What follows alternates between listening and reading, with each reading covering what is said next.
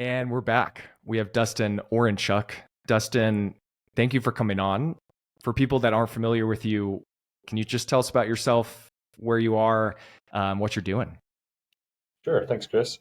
So I am currently a full-time researcher at the University of Colorado in the Anschutz Medical Campus, which is just a little bit east of Denver proper, I suppose. And I've been here for about a year and a half, but I was born in Calgary, Alberta, Canada, and earned my first degree at the University of Calgary. I had a little stint in the United States working with hockey players after that, and then kind of through that, I found myself in Colorado for the first time. Got my master's at Adams State University in Alamosa, Colorado. Went back to Calgary for a little bit while I was looking for PhD programs, and I finished my PhD a few years ago through the Auckland University of Technology in New Zealand. A couple other stints between that with sports science and strength and conditioning mostly. So most of my adult life, I've been a practitioner of S&C as well as being a student. And then this is currently my first full-time academic job. So yeah. Yeah, I found you and your name through this new systematic review that you all have yet to publish. Is it still a preprint? Yeah, so it's still a preprint. We have submitted to a very relevant top-notch journal. So fingers crossed, we have a nice review process there. You never know how it's going to be. I mean, we had worked on it for probably come up with the idea about 3 years ago before I started my current position. And I really wanted to pre-print it because I was starting to get paranoid that we were going to get scooped, and which is almost certainly would never have happened. But I just wanted to get it out there. So yeah, understandable. Well, that's what we're going to dive into today. So it's going to be all things isometrics. The name of the systematic review and meta-analysis is Pushing versus Holding Isometric Muscle Actions, What We Know and Where to Go. A scoping and systematic review with meta-analyses. Let's start off with just definitions. We had Alex Natera on quite a while back, episode 98, and we had a similar topic and conversation. And this is going to be kind of an updated version and an expanded version from that talk with Alex. But let's start with, what are pushing isometrics, Dustin, and then what are holding isometrics? Yeah, so that can be explained, I guess, with a few different words, but hopefully we can make that really clear. And yeah, Alex, of course, is on the paper itself, as well as Danny Lum, who's another excellent practitioner as far as using isometrics and sports performance. So they are kind of our performance leg of the team. And then just again, a shout out to Frank and Laura, who Bittman and Schaefer, respectively, who are great about like more of the neurophysiological aspects. But for the question at hand, pushing and holding isometrics, obviously there's still isometrics in the fact that there's going to be minimal joint angle changes. So typically when an isometric contraction happens, there's a little bit of muscle shortening and a little bit of tendon elongation at equal ratios. So there's no joint movement, or very minimal anyway. So pushing has also been described or called overcoming isometrics. So some of the listeners might know it as overcoming, and holding would be yielding isometrics. I'm not exactly sure where those terms came from, but those are somewhat more popular, at least in like social media space, from what I can understand. Either way, the pushing would be exerting force against like an immovable object. So it could be a dynamometer that's locked in with a chain. If it's it's a little one of those that you hook in with carabiners, or it could be a isokinetic dynamometer that's set into isometric mode. So no matter how hard you push against it, unless you break the machine, it's not going anywhere. Or pushing against a wall, or a barbell that's set up in a squat rack underneath the squat catches or something like that. Holding is resisting joint movement from an external force like gravity or a training partner or an isotonically loaded isokinetic dynamometer. So that would be like holding a push-up halfway down for time, or holding a knee extension machine somewhere in the mid-range and trying to hold it there for a little while. Or a partner or something like that. Yeah, and for today's conversation, we'll just stay with pushing and holding. But like you said, these terms are somewhat interchangeable, the pushing and overcoming, and then the holding and yielding. But I think it can be confusing just using all four. So we'll stay with pushing and holding, and that's what you all utilized in the paper. Can you discuss what really was the goal of this systematic review? Sure. So the systematic review, there was a couple of goals. Now, if I'm just being real upfront, when I started this project, I did not have an academic position, and I really wanted to sort of keep my publication record fresh so that as time went on, I wasn't becoming irrelevant when it came to academic job searches. And but the topic was always kind of interesting to me. And one of my systematic reviews for my PhD was on different types of isometric training, and it was actually a systematic review of randomized control trials or training interventions, looking at different muscle lengths and these types of things. Now, all of those were pushing, and I really didn't have much. I didn't really think about the difference between pushing and holding, which almost nobody had at the time. And then in 2017, Laura Schaefer and Frank Bittman published a paper. And the title, I can't remember exactly off the top of my head, but it was like one of the very first papers that compared pushing and holding that actually had a title that grabbed attention. Because there was plenty of other studies, like 1995 was the oldest one that we were able to find for this review, but a lot of the titles, like, you didn't know what you were getting into. So that 2017 one, that caught a lot of attention on social media and things like that, because again, the title was just so good and catchy. So part of it was, again, to keep the publication record fresh. And then the other part of it was I was working at S&C, and we were using these things and pauses halfway through a squat, but also, testing with a force frame and other things. So the combination of seeing that one paper plus all of these things that we were trying to do as practitioners, I'm like, well, does it matter?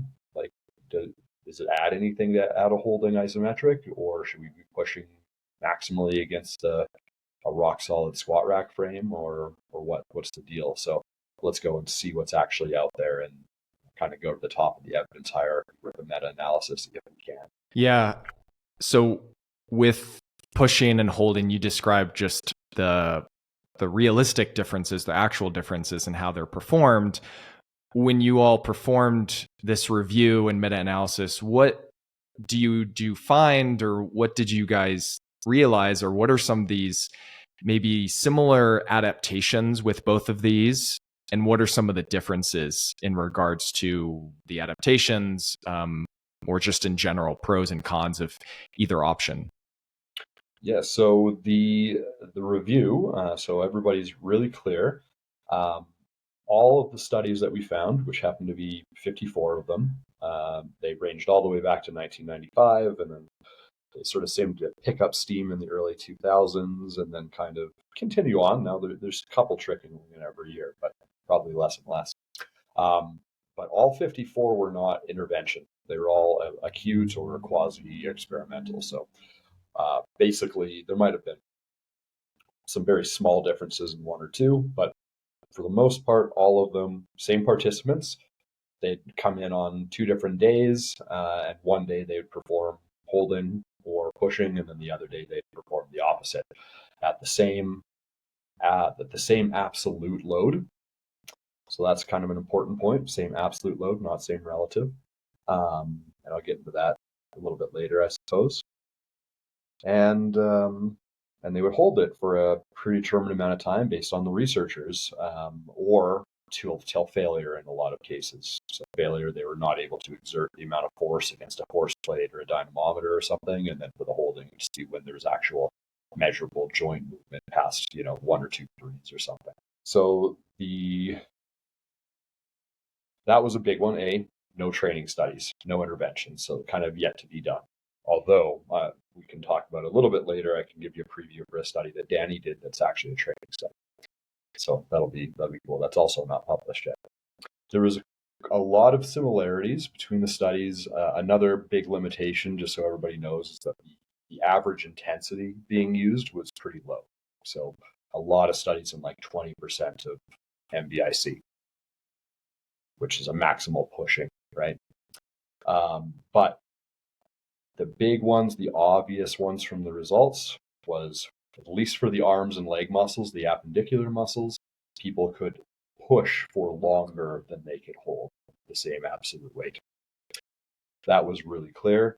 The exception being for the trunk extensors, like the postural muscles, where the exact opposite was found. That was only 2 studies, so that was interesting to see the difference between the postural muscles of the back and the glutes and things like that, keeping us upright in our chairs or when we're walking, versus the propulsive muscles of like the knee extensors or the ankle extensors or the elbow flexors or something like that, that are not always active all day. They're just there when we're walking or running or jumping. So that was an interesting finding. The other sort of obvious ones were not exciting necessarily, but there was no real difference in heart rate or RPE or blood pressure. However, since the holding group failed sooner, the increase in all of those variables was faster. The slope was steeper.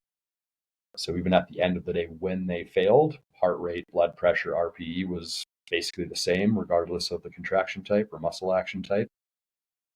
The holding got there faster, so perhaps more time efficient. Yeah, what you kind of caveated was that none of these trials, that 54, actually performed either type of isometric over a prolonged period of time. So there's just not the evidence across multiple studies to suggest these long-term changes between pushing and holding. It's just these acute, transient changes. Is that correct? Yeah, that's absolutely correct. So we can kind of deduce or theorize based on some of these things. So we do in the discussion to some degree. And then, as I said, we can talk about a little bit later that training study that hasn't been published. And the cool thing was we were wrong on a few things that we hypothesized for that training study. But then when we look back at the review, we're like, well, actually, that does make sense what we found. Or we can at least find some reasoning to back that up, even if it wasn't our first hypothesis. So one of the other things, the results I just spouted out to you were the results of the meta-analyses components. So some of those were, with 25 studies and hundreds of participants. Some of them were a little bit smaller, but all of those were relatively decent meta-analysis sizes. We weren't, trying to meta-analyses 2 studies at a time or something like that. The other part of the results that were pretty interesting, I think, although the variables were too wide for us to actually try and pool them together into a meta, were all the neurological variables. So a lot of studies used EMG, whether that was needle or surface or anything else, or other measures of like muscle activation. And it seemed that the pushing, even though they were using, again, the exact same absolute loads, and oftentimes for the same amount of time, or at least close enough, the electrical activity of the prime mover muscles, so if you're doing any extension, the quadricep muscles, for example, seem to be a little bit bigger or more active during the pushing versus the holding. Whereas the sort of supporting, the stabilizing, the synergist muscles were a little bit more active during the holding. And I think this just comes down to the fact that pushing against something that's not going to move is a much simpler task neurologically, right? As opposed to trying to balance. And if you're holding a push-up at the bottom, trying to be as still as possible, well, you don't want to push too hard to lift yourself either. So your stabilizers, your antagonist muscles are going to be a little bit active as well. And I think that also ties into, this was only a few studies, but looked at like glucose uptake. And the glucose uptake to those synergist muscles and all that kind of stuff was a little bit faster during the holding also, which is, metabolic variables is another mechanism of hypertrophy. It's almost certainly not as big as muscle tension, but it's still a factor that could be contributing to muscle growth. And you noting that for both holding and pushing, it was the same forces applied. So for people that may be hard to picture, and for me, it's hard as well. But like, I guess as an example, if they were testing knee extensor force production or just isolated at the quad, and they were using a leg extension or an isokinetic but set at isometric, and they're doing the pushing, and it's just an immovable object. How are they guiding the amount of force and the consistency there versus that holding? How are those forces the same within those studies? Yeah, so this is also an interesting point for application, like in a weight room setting or something like that. So with the studies, because they have, they had to use technologies to be able to show that they were doing equal amounts of external work, right? So for anybody listening, you could imagine if you could do knee extension or say a bicep curl, for example, because that might be more obvious. So you're holding a dumbbell. Just imagine holding a 40-pound dumbbell at 90-degree angle, elbow to either side, hand out in front of you, mid-range of a dumbbell curl. 40 pounds. So gravity is going to be pulling down with 40 pound on that mass. Versus if you have a handle that's attached to a chain, that's attached to a strain gauge, that's attached to a plate on the floor that you've weighed down, so it's not going to move.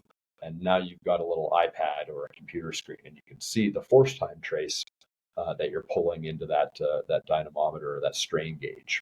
And you can look and you can set it to whatever 40 pounds is in newtons, and you're able to match it that way. So 40 pounds of force going through that strain gauge that's attached to the handle, elbow still at 90, versus just simply holding a 40-pound dumbbell or a handle that is suspending a 40-pound dumbbell below your hand. To make it even more similar. But that's kind of what's going on there. You could also imagine with like pushing a barbell against a squat rack. You're standing on force plates and you see that 400 pounds of force is going into the ground versus you doing a squat and the combination of your body weight plus the barbell that you're holding at the mid-range is 400. Perfect. Yeah, thanks for that. And a lot of our audience is familiar with these now affordable and portable devices like a Tendec, where they can actually see the force reading with a pushing isometric. So yeah, I think that's easy now to visualize. You mentioned in this conclusion and the wrap up, the authors and you had kind of deductions of how to maybe practically think through this. And like you said, there's going to be that study that's soon to be published on kind of another comparison. So can you touch on both of those? Yeah, absolutely. So the one of the cool things is that I've said a couple of times, the absolute load was the same. So there were a few studies in the review that were not included in any of the meta-analyses components because they just didn't fit, but they actually looked at maximal pushing versus maximal holding capacity.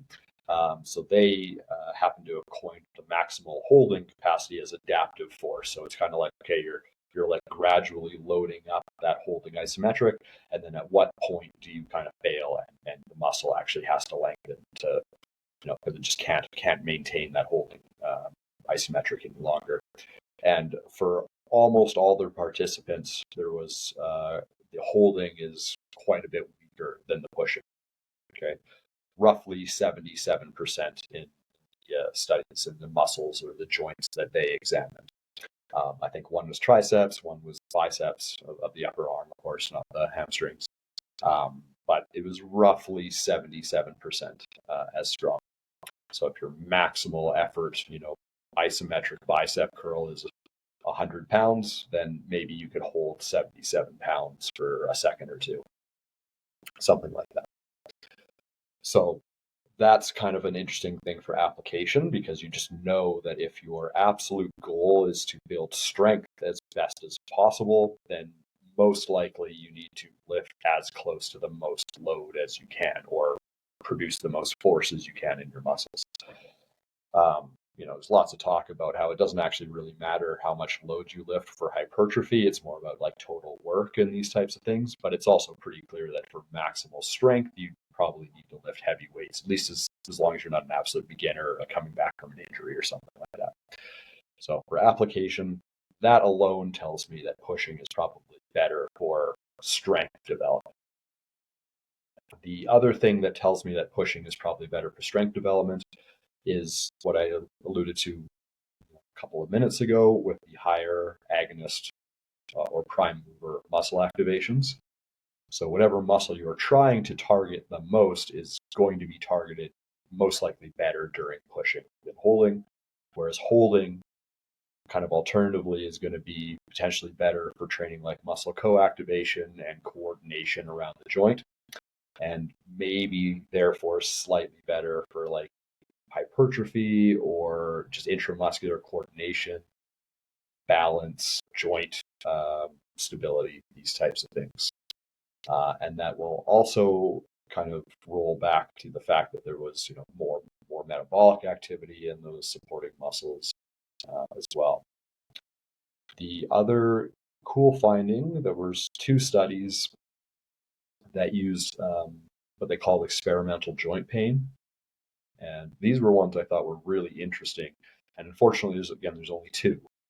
But what the researchers did was they injected a solution, like a saline solution, maybe with some other things in there. I can't quite remember. But point is, they injected it into the knee, and for a little bit, the participant would feel as though they had knee pain. Right? So arthritis pain or tendonitis pain, some sort of discomfort or pain in their knee. And the brain activity from pre and post injection was less changed during holding versus pushing. I don't know what that means exactly because I'm not a neurophysiologist guy. I'm not actually a physical therapist myself, so I have a hard time giving complete conclusions. But when you combine all those things together, it seems like early stage rehabilitation on a day where the joint just isn't feeling that great. You don't want to train with altered motor patterns. You don't want your brain controlling your joint in a way that you don't want it to be controlled when you're healthy and when you're not in pain, I would think. So it seems to me that holding is probably a beneficial during rehabilitation, especially when there's still some pain in that joint.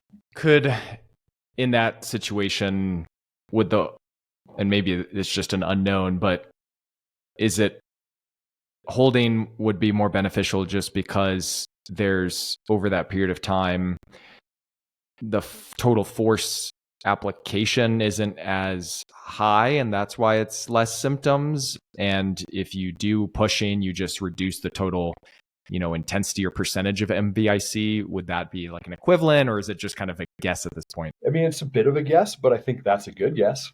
I think that's a very good guess here, Chris. The fact that it is a lower absolute intensity probably does mean that there's something going on, with the brain and with the whole nervous system. Because morphologically, there should be really no difference. If the load's the same and the joint angle's at the same point and all the other joints in the body, the position is identical, it has to be a neurological or mostly a neurological variable that's leading to that difference. You could think, well, maybe it's that metabolic difference that we saw earlier, but when those researchers were looking at that adaptive force or maximal holding versus maximal pushing, they're only doing that over the course of 5 or 10 seconds. That's not really enough time for like blood flow differences to be the reason why they failed. Yeah, I think your guess is probably as good as anybody's on that. Just that the holding is a higher percentage of their maximal holding. And do you want to touch on, for what you can, the work that Danny has done and will be publishing? Sure. Yeah. So we're in the process of submitting that to journals at the moment. So that one, again, not necessarily a perfect study, but it being the very first that's a training study of pushing and holding, I think is really interesting, and I was very happy to be a part of it. So this happened in Singapore. So Danny's based at Singapore Institute of Sport, or Sport Institute, and they had a bunch of racket athletes and basically ran a inter-participant study. So what that means is that one leg was assigned to do holding, and the other leg was designed to do pushing. So there's some strengths and weaknesses to a study like that. Weakness might be that there's going to be a little bit of crossover effect. Same idea of like training your healthy limb when your other one is in a cast or something like that. It's probably a good idea to do. So a little bit of carryover effect, but the benefit is that we can essentially double our sample size without having to recruit twice as many people. And you also don't have to like control for things like nutrition, because it's not like somebody's going to eat, one person's going to eat more protein than the other, and that's going to go to their pushing limb or something. So that takes out some issues. But this was a 6-week training program, 12 sessions. Each limb was loaded to 70% of the pushing max, or MBIC. And then essentially the number of reps and the number of the holding time would increase from week to week. So progression in that way. At the end of, before and after, I think it was good. We had concentric peak torque, eccentric peak torque, and isometric peak torque. So that was interesting. Our original hypothesis was that the pushing would be better for isometric and concentric torque, and the holding would be better for eccentric, because kind of thought that the holding was a little bit more neuromuscularly similar to performing an eccentric. You're resisting an external force, basically. And then we also have muscle thickness from ultrasound of all 4 of the quadricep muscles, so the VM, VL, VI, and I can't remember which RF, rectus femoris, as well as pennation angle and fascicle length of the VL, and patellotendon thickness as well. So those are all the variables. And as you probably would have expected, and what we expected too, was that the differences were not big, but the trends are kind of interesting, I think. Both legs improved in all the variables from pre to post, so there was a significant effect of time, but the differences between the legs, again, as I said, were much more subtle, and in most cases, not significant. However, there was a few that were interesting. The pushing was better for concentric and isometric, as we thought, but it was also better than holding for the eccentric muscle action. So we were like, that didn't make sense based on just kind of our logic. But then when we go back to the review and we look at the higher prime mover activation during the pushing, then in a simple movement like a knee extension eccentric, you're still trying to push as hard as you can. It's just that it's forcing you down. It's not so much that you're resisting movement, it's forcing you down, and you're trying to push it with as much force. So just the fact that those quad muscles were probably getting more active for that 6-week training program probably just made the difference there. So that was a surprise to us. And I have a question there. So did you say the progression over that 6 weeks was increasing time or increasing load to push or to hold? We didn't increase the load. It stayed at 70% the whole time. And yeah, they just had to increase the total amount of time that they were holding these contractions from week to week, an extra set or an extra few seconds or something like that. Some weeks went up by a couple of seconds, and then add an extra set or something every 2 weeks. And would you have guessed similar outcomes if it was keeping the same duration but increasing the force or load requirements during that? I think I would expect the same, because probably what I would venture to see is that if you're basing it off of pre-MVC, you'd imagine that's going to continue to go up. So, in this case, like 70% by the end of the study probably became more like 72% or something like that. Just, I'm guessing at that number. So the relative intensity, or the absolute intensity for that matter, the relative intensity for that matter went down as the study went on and people got stronger. Whereas if you increased it, it'd probably be more or less the same relative intensity from the beginning to end. And I think because you're doing that across both limbs, I wouldn't have imagined that there would have been a crazy difference in the comparisons at the end. Yeah.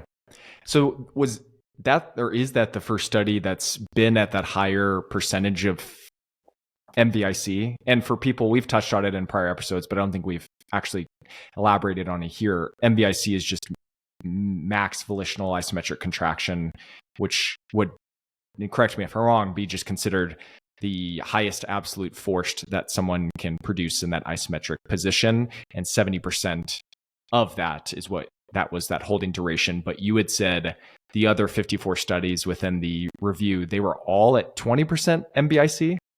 The average of the 54 was 34.6, if I remember Okay. correct. A lot of them were in the 20 to 40% range. There were a few in the 80% range, and then there was a couple that did the maximal. So there was actually a couple that did 100% as well, but that was not necessarily held for any amount of time. That was more just what is the force coming out of it. But the average was only 34.6, I think. Okay. And again, probably I think only like 5 out of those 54 were 70% and up. Yeah. One, do you know why that average or so many of those studies were that low? And my understanding and in the practical application in a lot of scenarios in strength and conditioning or even in rehab, there's going to be a much higher MVIC during the training and performance process. So how do we interpret a lot of these findings that are much lower percentage and actually have kind of practical takeaways and recommendations on how to integrate the pushing or the holding? I can only really guess about what the researchers were trying to accomplish. I think I have a good guess, but in almost all cases, they didn't actually specifically say we chose this intensity for these reasons. Now, my main guess is that if they had happened to load it at 80%, across the board, a lot of these studies are looking at time to task failure, looking at heart rate, they're looking at blood pressure, these types of things. And if you load it at 80% or 90% or something like that, especially those holding contractions are going to last 2 or 3 seconds, 5 seconds, maybe 10 or 15 at most. So there's just not enough time to see changes in blood pressure and actually be able to graph out a curve and without it just being really noisy. So I think when you do something like 20 or 30%, you realize, this is going to last for 60 or 90 seconds. You just have way more time comparisons. You can compare it 5 seconds, 10 seconds, 15 seconds, etc. Use different analyses to look at it, literally every second of the entire way. So I think that's the reason why you just have more time points for comparison with the lower intensities. The other potential reason that the researchers might have done that is when we're talking about weight room settings, absolutely, we kind of know that 35% isn't going to cut it for more than the first week or two with an absolute beginner. But in a research setting, I think they were maybe looking at more of day-to-day life activities. So when you're driving a car and you're controlling the floor pedal, you're never getting anywhere close to an 80% max out of your plantar flexors, right? You're always at 5, 10%, maybe something like that. Or when you have somebody who's just picking up glasses off their shelves in their kitchen or something like that, nowhere close to what we would consider rehabilitation or performance level intensity, but it is something that basically everybody does every day. So those are my guesses at that. As far as trying to relate those back, that's again where the training studies are needed. Some other studies are going to be needed at higher intensities. But when we see really strong effect sizes for time to task failure, we see that faster time to task failure with holding versus pushing, regardless of the intensity. So the ones that were at 70% showed a very similar trend to the ones that were at 15%.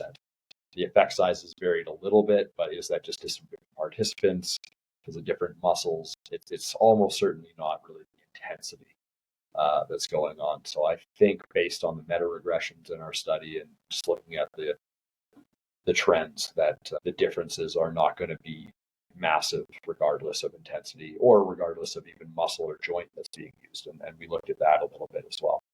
Can you touch on what is the value in actually training in an isometric manner, regardless of pushing or holding, and playing the role of maybe devil's advocate of if someone was to just utilize traditional kind of isotonic resistance training where they're going through a full range of motion, or not in just this isometric manner, are they inherently missing something? So as a general rule, as somebody who worked as a strength conditioning coach for quite a few years, it was kind of on and off, but I've got at least 10 years of actual S&C experience. And my practice was definitely different than Alex and Danny's. So I've kind of learned from them a little bit too and what their logic is. But for the most part, for me, it was, as you kind of said, if you're healthy and you're able to do normal dynamic isotonic movements, then yeah, there's probably not a need to do isometric stuff, at least not in high quantities or volumes. And I probably still stand by that for the most part, in that I think you're going to get your 90% of your effort or of your benefits there from doing that. However, when talking to Danny and Alex and seeing what they're putting together and some of their studies, there seems to be a couple of reasons. First, probably the most obvious is that with an isometric, you know what your joint angle is going to be, more or less. You can control it really tightly. You can control all of these things in a really nice manner. So when we're talking about like the rehab process, if you have pain at one joint angle, change the angle of your knee by 15 degrees and maybe you have pain there too. Maybe you don't, but you're probably able to find some portion or some part of the range of motion where the participant or your patient or the person you're working with can put out some force that is going to cause some sort of positive adaptation. You just have to find that angle and intensity and all that kind of stuff, right? So I'll push a little less hard. Well, you're still probably at 40%. And for now, that might be good enough to, just get those muscles firing and all that kind of stuff and avoid pain. So that's the big one, tightly controlled variables. The other couple of things, again, Danny or Alex would be better able to speak to this than me, but it seems that by doing some maximal effort isometrics and kind of combining that with plyometrics efforts, there seems to be some logic there for improved viscoelastic properties of tendon. So perhaps improving plyometric performance. So that's an interesting thing to look at and maybe read up on a little bit more for me. And then the other thing that's kind of cool, I got this question at a few talks I did recently, and that would be for athletes. And the main thing I could see a benefit for would be in season, being like, if you look at a football team or something like that, by the halfway point in the season and certainly beyond, they're getting beat up, they're feeling really sore, they're tired, they already have, aches and pains. And by removing that eccentric component from their weight room sessions, you can probably still fire these muscles really maximally or close to maximally with relatively minimal wear and tear on the joints and minimal additional muscle soreness than what we're going to get in a game getting beat up for a couple of hours at a time. So those are the things I can think of off the top of my head. Yeah, that all makes sense. And yeah, just summarizing those three, and especially that first one of just very much having these constrained and known joint angles and forces. And from a rehab context, it's really great to just titrate tolerance to load in these specific positions with people that are pretty irritable. And especially with these devices like a Tindec or others where they can kind of see the line of force or see what their goals are, it just gamifies it and almost dampens down the perceived anxiety that can come with pushing against something externally, especially when there's acute symptoms or persistent pain where they've had stress shielding or this kind of conditioned response to offload that joint or those tissues. Yeah, well, I think that what's really behind a lot of the uptick in interest around isometrics lately is the improved ability to have technology kind of to be able to guide you. Because as you mentioned, it's pretty monotonous to say just push against this immovable object and we're going to do 5 sets of 10 seconds or something like that.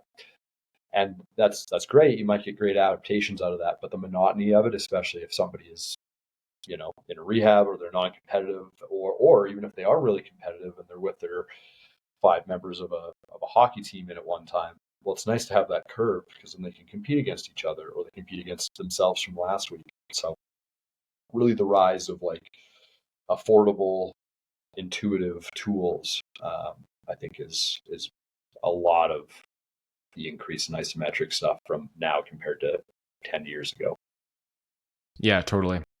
And then that second point you said from a performance standpoint of these maximal isometrics in kind of concurrently training the plyometric and this combined maybe additive value from all these kind of tissue-based and performance qualities. And then that third one of in season, just less of a muscle soreness response, removing the eccentric component or just less total volumes and intensities there. And also time component. I think Alex mentioned this on our episode with him, or I've heard it in others, but just training these max effort or near max effort isometric activities, it's pretty time efficient. And in the moment, it's tough, but like systemically, it's not that fatiguing for an athlete that is already training or competing so much in season. So yeah, I think those are all three very valid kind of points and arguments to be made for introducing isometrics, whether that's pushing or holding or a combination. Yeah, and I think they're awesome adjuncts, and just to kind of bring everything back again, if you can only pick one, which is always a funny hypothetical, but yeah, it's like just lift weights normally. If you just can't do it all, I would lean on that end of the spectrum as opposed to like only doing isometrics hypothetically. Although I don't think anybody or very few people would go that far. Yeah, the nice point is you don't have to do one or the other. You can understand the benefits and pros and cons of both, but you can do both, which is awesome. Is there anything that you notice or that you've heard or that you've seen that are just maybe misconceptions about either these pushing or holding isometrics or isometrics in general that you want to kind of touch on, that you see as just commonly said or performed that you just think isn't maybe the most appropriate, or things that you would want to clarify? You know what? Not that much. I guess if I had to pick one thing, it would be the general misconception, I suppose, that isometrics will only carry over to isometrics, and that they will only carry over to that joint angle that you perform. So that is partially true. So since it's partially true, you probably do want to do the majority of your, especially the pushing stuff, at the joint angle that's most important for whatever activity you're trying to improve. So if you're trying to improve jump height, you probably want to find roughly where you dip to in a normal jump and train your isometrics there, for example, whether that's knee or ankle or whatever else, because the carryover is the best at whatever joint angle you're going to do. However, if you're using isometrics in more of like a rehab-y way, or perhaps as a additive for like a hypertrophy program or something like that, in which case you should probably be looking at longer muscle lengths, based on one of my older studies and a lot of other studies that are not isometric necessarily, but we just know that longer muscle lengths tend to be more beneficial for hypertrophy. But we also know that just muscle is good. Okay. So if you build muscle and you build strength in that muscle, it should carry over at least a little bit regardless. So it's not just that one single joint angle that's going to give benefit. Anything else from this review or things you want to touch on kind of moving forward with this research that we haven't talked about already? Well, I can finish off by sharing the results from the muscle thickness and the morphological stuff from the training study.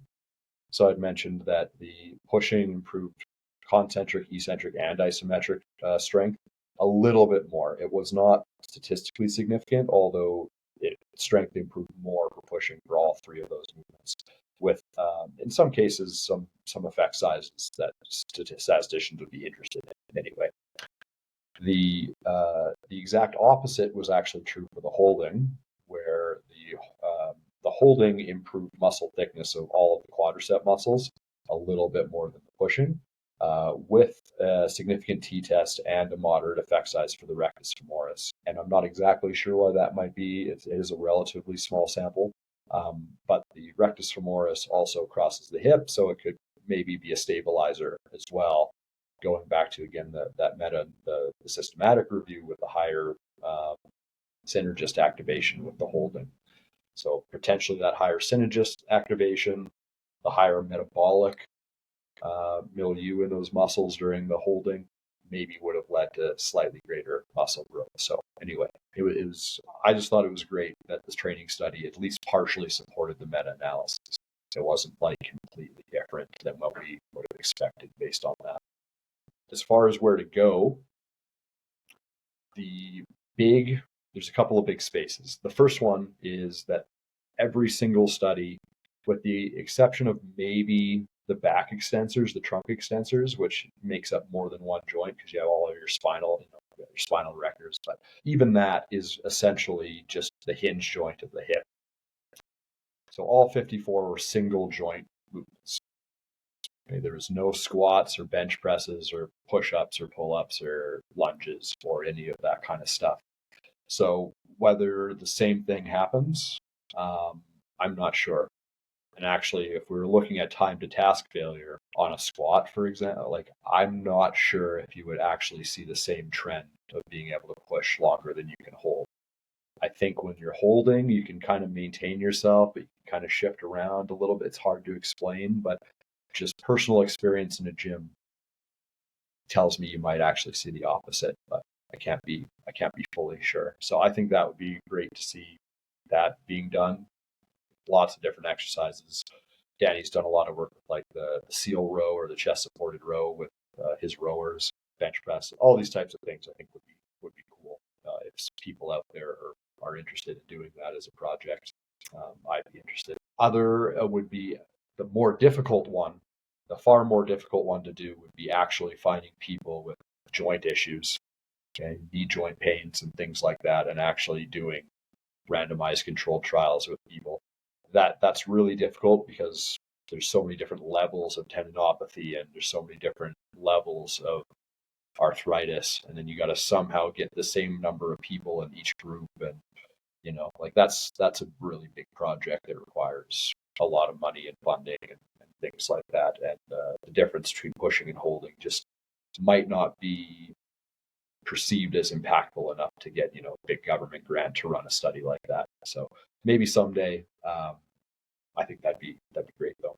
Yeah, well, I appreciate you, and we appreciate you doing this work and research, and they just seem like very hot topics now in the training and rehab worlds and on social media of pushing, holding, overcoming, yielding. So I'm happy that we were able to just dive into what the research currently suggests and how we can practically implement some of these things. And for people who want to dive further, I would recommend going back to that episode 98 with Alex, where he discusses also practical applications, and then waiting for that work with Danny and yourself of the other research that's going to be published. And I know Alex and I'm assuming Danny have some courses on this as well. So I will link some of that in the show notes. But this was great, Dustin. Thank you again for coming on and for the work you're doing. Great. Well, thanks for having me, Chris. It was always nice to talk about your work and see that people are interested in it as opposed to you spending a lot of time on it. And then it's like doing a presentation and nobody asks questions. And well, it's better to be stumped by a question than to not have any asked at all. Yep, totally. Thanks again, Dustin.